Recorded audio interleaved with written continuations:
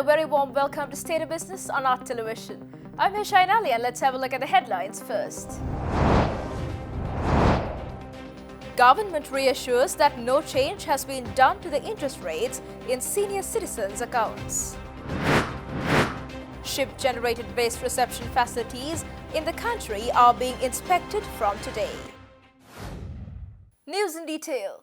Co-Cabinet spokesman Minister Dr. Bandula Gunawardena for the second day today stressed that the government has no any move to remove or reduce the interest rates in senior citizens' accounts.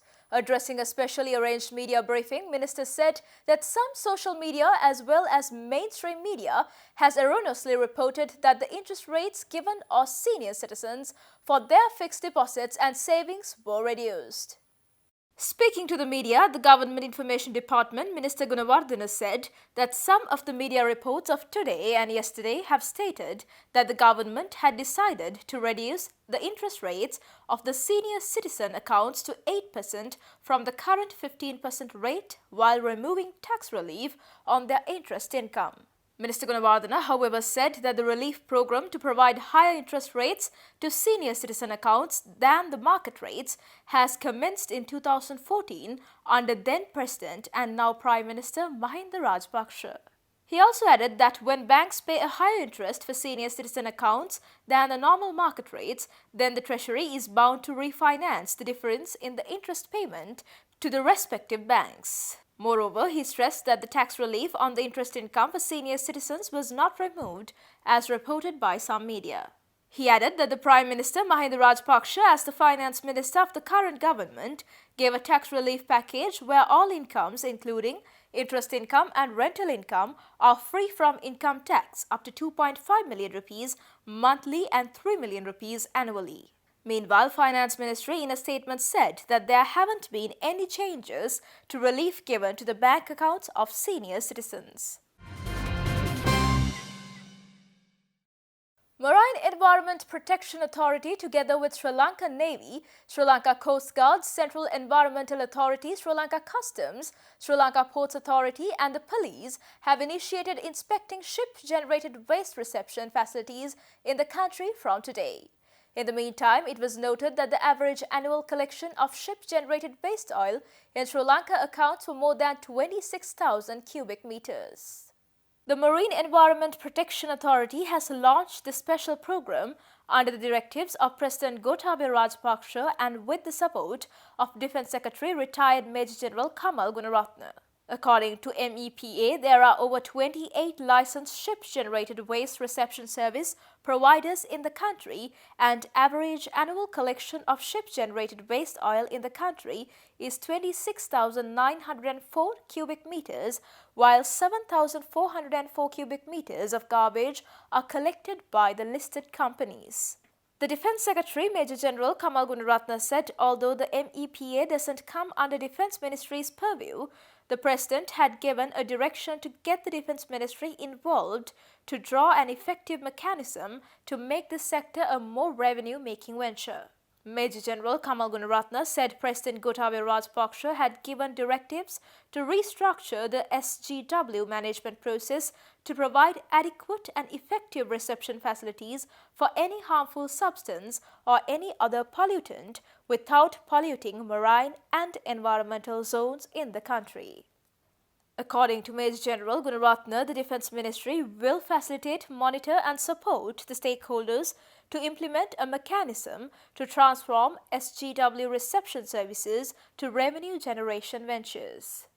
However, stressing the importance of getting all stakeholders involved in regulating the process, he had instructed the MEPA to streamline the process through cabinet approval while having combined efforts between all stakeholders to draw an effective restructuring process. The Hambantota International Port announces it follows all guidelines laid down by the government with regard to service engineer embarkations that occur at the port, and the process is carried out under the supervision of the Sri Lanka Navy. Hambantota International Port Services Limited Chief Executive Officer Captain Ravi Jayavikrama said that the most recent overseas repair team to arrive at the Mattala Rajpaksha International Airport were 3 service engineers from Denmark who were flown in on a specially chartered Gulfstream G200 and transferred to the vessel SCF Sayan, which was berthed at the port. The Liberian oil tanker docked at the port for repairs as the ship's intermediate shaft forward flange and crankshaft after flange were damaged as a result of bolts breaking down. The necessary parts required were brought in along with the service team, and the repair was carried out by 3 engineers in collaboration with a local team of service engineers from the Colombo dockyard. Hambantota International Port Services CEO Captain Ravi Jayavikrama assured that the repair was carried out under high sanitary conditions. The Hambantota International Port is open for layups and is offering its services to vessels plying the main sea route adjacent to the port. Captain Jayavikrama also said that the port's close proximity to the Mattala airport creating opportunities for air and sea connectivity is a significant advantage in providing these services. Stay tuned for more news right after this commercial break.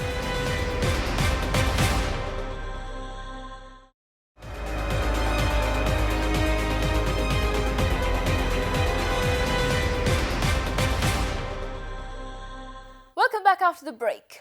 Managing Director of Advanced Printing Technologies Uday Hettiarachchi states that the new technology is more cost-effective than the existing technologies available for varied printing requirements, and the delay in converting into the latest versions of new technology badly affects all those who engage in the printing industry.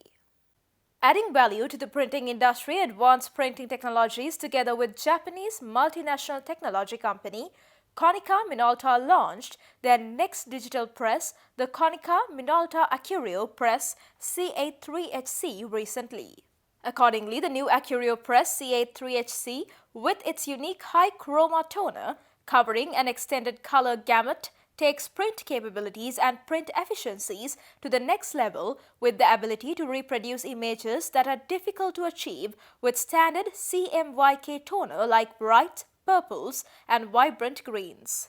This creates brighter and more saturated images that vibrantly portray colors as seen on the computer screen.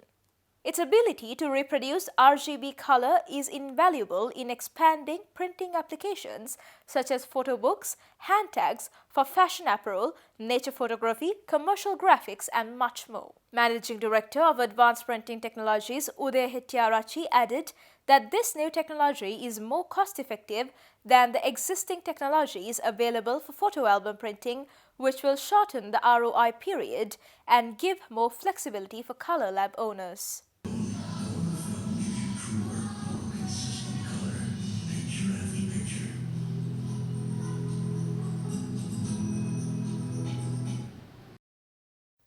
Speaking at the same event, country head of Sri Lanka of Konica Minolta, Francis Cho, explained that right now the printing industry needs to think creatively for short and longer-term solutions for its future.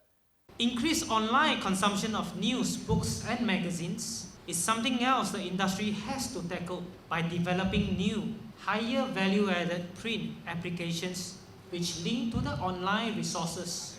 Right now, the industry needs to think creatively around short and longer-term solutions for its future. Innovation is going to be a really critical kickstarting and maintaining the industry's recovery.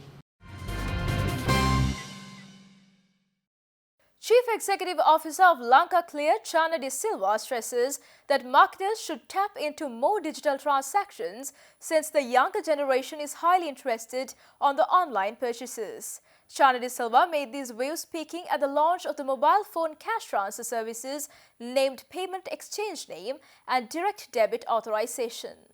The factor that we cannot ignore is what we call the Generation Z or Gen Z, where the people who are born between somewhere around 1995 and 2012, obviously, they are with the smartphone. They only have an attention span of 8 seconds. So if you don't capture, as a marketeer, if you don't capture their attention within 8 seconds, they are gone. So that's the pace they move. And 25% of them uses mobile or smart devices more than 10 hours a day. The average is 4 to 5 hours. And it's increasing. And 40% already make purchases using their mobile devices. I mean, this is global, not Sri Lanka, but we are not far away from that.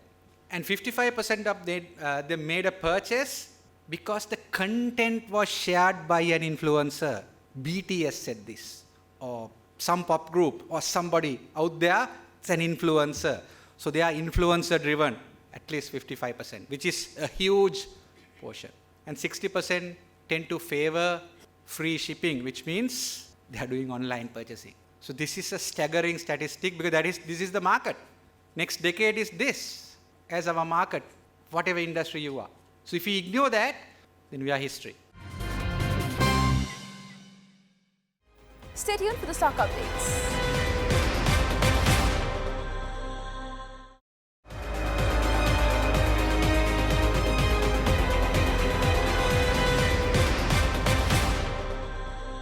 Welcome back after the break. Trading at Colombo Stock Exchange ended on a positive note today.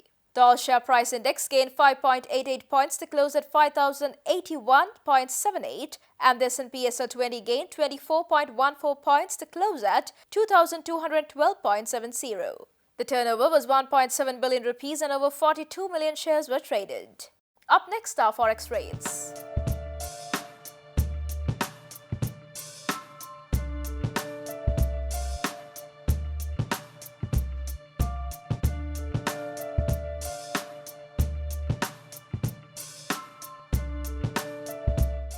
And that's all news for today. See you tomorrow with State of Business at the usual time.